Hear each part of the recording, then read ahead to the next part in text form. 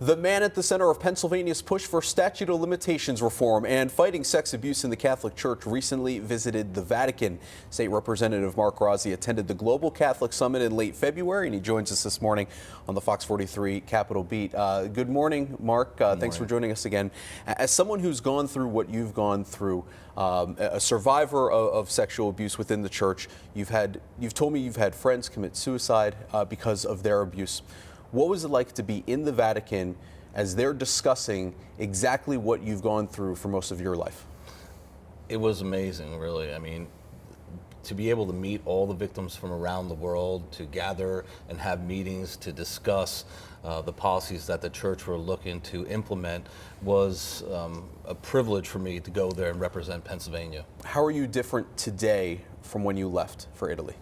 Well, I mean, it has been a soul journey for me. I mean, not only just going to the Vatican and working with the other members of clerical abuse, but visiting my father's hometown in Ascoli Piceno and finally freeing myself of, for the first time ever, I mean, I've never said this publicly before, but I've always considered myself a victim, and from that moment on, I said I'm never going to allow myself to be that. I'm going to be a survivor.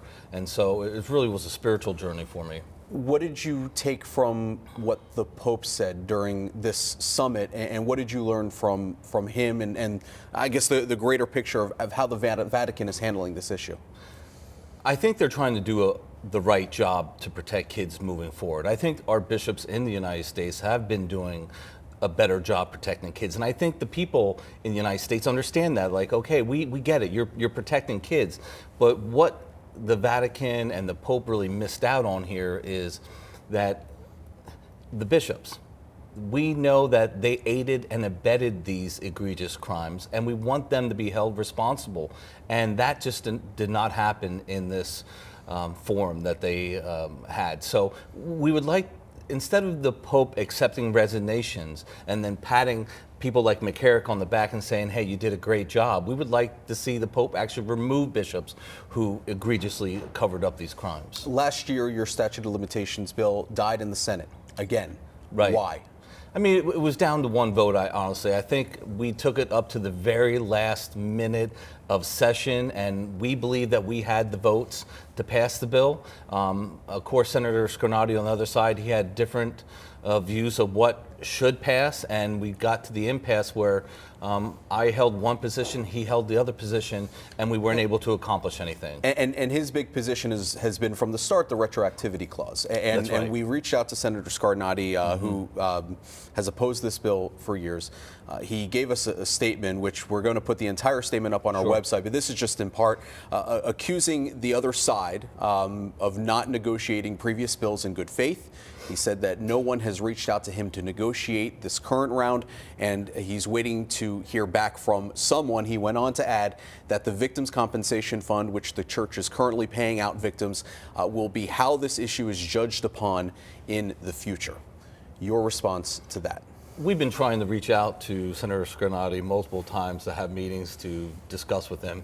And I get it. He's upset the way session ended. I don't think what happened at the end of last session was good for either of us. I think that we would have liked to get something accomplished. We didn't.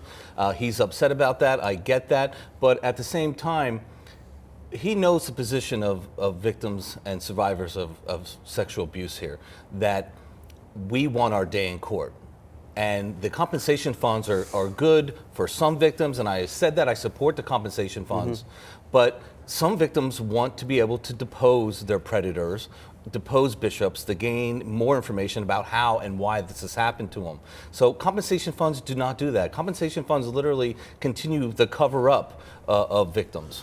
Do you plan on reintroducing the bill as it has been the last couple of years? Well, we're trying to learn from what Corman and Scarnati have said, and that if we pass the same thing again, that the same thing's going to happen again. I don't want to see that happen. So we've been working with leaders in the House, Majority Leader Cutler and other members, to find out what we can pass that would be a little bit different than what we passed before. And this is different perspective from you, who you have told me multiple times it's kind of this is the bill we're going to go with, or it's nothing at all. You're saying this is different now. I think we have to take a different course here. I mean, I'm not trying to reinvent the wheel. I mean, the basis is still going to be the same. We want to eliminate the criminal statute moving forward. We want to move civil to at least from 30 to 55. We want to, one of their biggest arguments was gross negligence versus negligence with public and private. So we're going to make that both gross negligent. But when we look at the 2-year window, I mean, that is something that we have dug in very hard for, and that's something that we believe all victims, not just Catholic clergy victims, what the Catholic Conference and the Insurance Federation is doing is blocking all victims from justice. Is that your line in the sand? And if that's the case, isn't that kind of kind of butt heads with exactly why we're in this position to begin with? Their biggest argument was the constitutionality. And so we're going to try to rework the bill a little bit to take that constitutional question out of it. And then we're going to put it in front of them and see what they have to say now. How quickly do you expect this to be up in the House or the Senate? I'm hoping to actually get my bill up and running this week.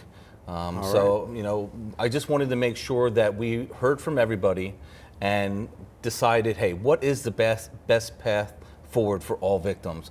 And I've reached out to Senator Scarnati, even as of last night, again, and sent him a message that I sent him another message previously about 3 weeks ago, just saying, hey, Joe, let's just get together, sit down, talk about this. I think that we have a solution here that we can work on. Say Representative Mark Rozzi, thank you so much for joining us on the Capitol Beat. Really do appreciate it. Thank you. Fox 43 Morning News will be right back.